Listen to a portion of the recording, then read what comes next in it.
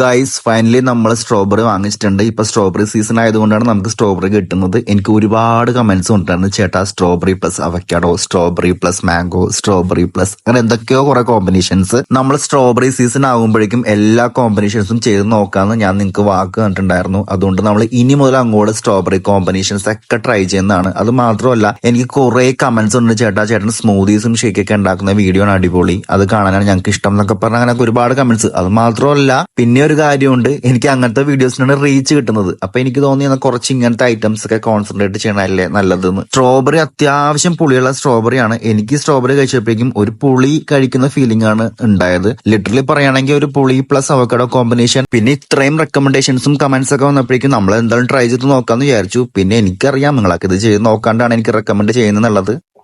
അത്ര അടിപൊളിയല്ല, ഒരു നോർമൽ, ഒരു ഔട്ട് ഓഫ് 10 ഒരു 5 കൊടുക്കാം.